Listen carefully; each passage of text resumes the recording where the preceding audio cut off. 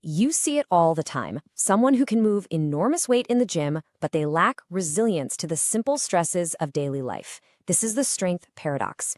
We are going to investigate the physiological mechanisms that drive this vulnerability and then detail the specific protocol engineered to resolve it. This disconnect isn't a fluke. It actually reveals a systemic flaw in conventional training. You see, the ability to manage a predictable, heavy load like a barbell is a completely separate physical quality from the ability to absorb the sudden, unpredictable forces you encounter in the real world. So what's the source of this fragility? It's not a lack of muscle. The vulnerability comes from a fundamental disparity, a gap, in how the body's different tissues respond and adapt to the very same training stimulus. The whole paradox boils down to differential adaptation rates. Your muscle tissue grows bigger and stronger pretty quickly in response to volume and repetition. But your tendons, which anchor those muscles to your bones, they're on a totally different schedule. They adapt far more slowly, and their strength increases through sustained time under tension. That's what stimulates collagen remodeling, the methodical rebuilding of their protein matrix. And here's the number that really defines the problem: 3 times. Tendons adapt about 3 times slower than their corresponding muscles. This lag creates a dangerous structural imbalance, especially after age 40. You end up with powerful muscles that can generate forces far exceeding what their unprepared tendon anchors can withstand. The entire system is primed for failure. The solution, then, is to directly load the tendons with the precise stimulus they need to adapt.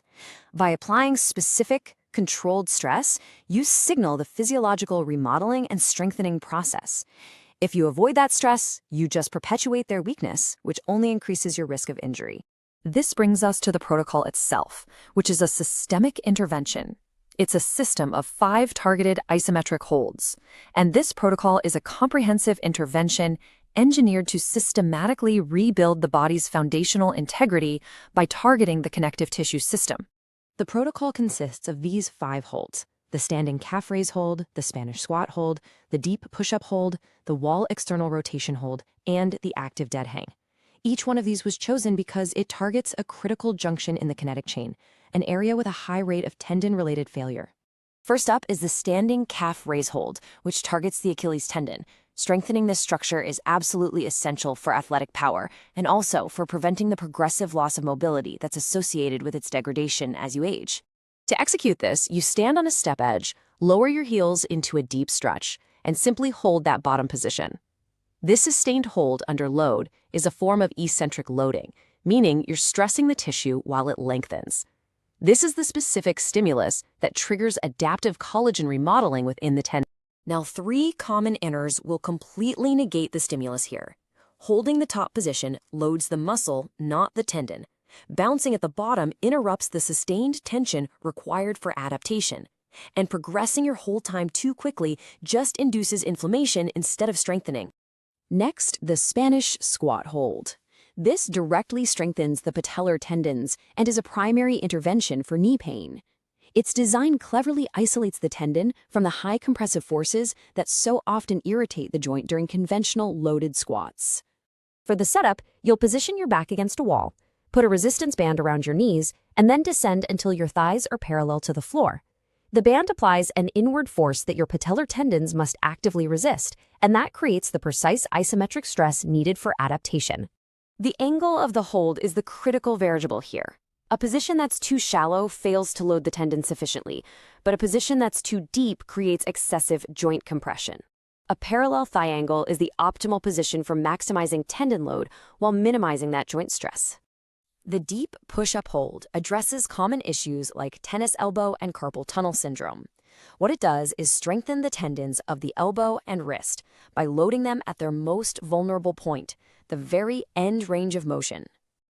The correct position is at the bottom of a push-up, with your chest 1 to 2 inches from the floor and your elbows kept close to your body. This creates maximum stretch and tension on the forearm tendons.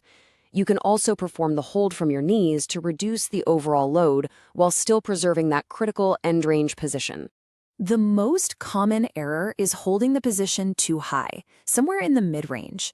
This avoids stressing the tendons at their weakest point, which is at full stretch, and therefore it fails to provide the primary stimulus for adaptation. This next hold is a preventative intervention for shoulder impingement and rotator cuff tears. It works by strengthening the external rotators, which are often the weakest link in shoulder stability and are essential for correct joint mechanics. The setup requires placing your elbow against a wall at shoulder height, bent at 90 degrees. Then you press the back of your hand into the wall.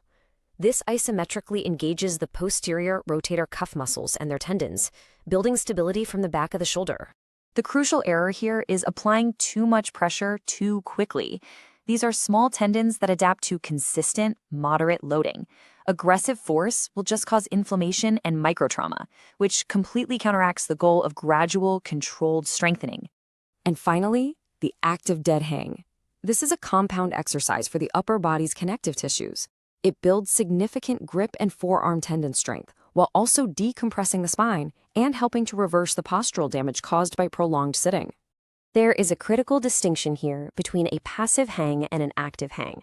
A passive hang just lets the shoulder distract and destabilize in the joint socket. An active hang, however, requires you to engage your lats to pull the shoulders down and away from your ears, creating spinal decompression while stabilizing the joint under load.